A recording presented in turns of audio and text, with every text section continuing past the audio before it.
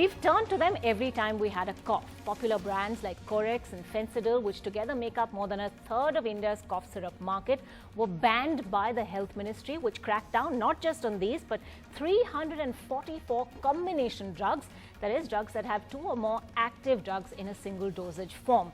Also on the list were a host of antibiotics, analgesics and antidepressants, many of which are widely sold over the counter even without prescriptions.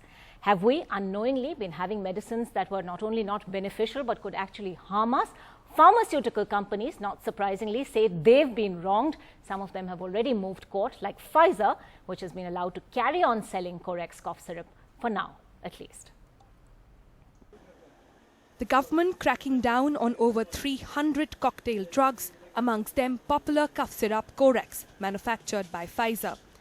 As the shares of the Indian unit of US-based drug maker Pfizer tumbled over 9%, the Delhi High Court stepped in, staying the government ban and asking, how can a company which is in market for 25 years be banned without opportunity? This after senior advocate Kapil Sibal, appearing for Pfizer, argued that the cough syrup was marketed in other countries as well. In medical stores across the country now, Corex cough syrup will not be available. This when, after the weekend, the government decided that over 300 combinations of drugs shall now be banned in the country. Now, the government panel, expert panel, which sat in over the weekend to look into these combinations, has said that these do not pose any medical viable conditions and in fact could be narcotic. And this is because of this reason that several other drugs, including Corex, will now be completely banned across the country. Corex is a combination of chlorpheniramine and codeine syrup, which the government panel now says has no therapeutic justification. The other is many of these, particularly these cough suppressants and the cold drugs, are combinations of, of opioids like codeine, etc., which are sedatives, with other sedatives and fever medicine, etc., which are completely irrational combinations, which cause again side effects and also are used sometimes to export or send drugs into other countries.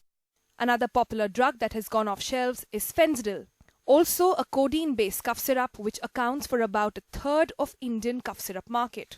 Fencidil sales are estimated to make up more than 3% of Abbott's 1 billion Indian revenue.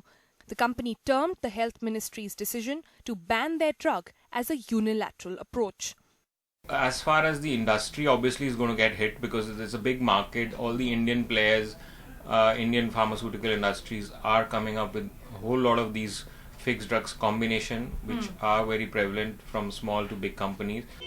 The ban has also highlighted gaping holes in the drug clearance rules in India.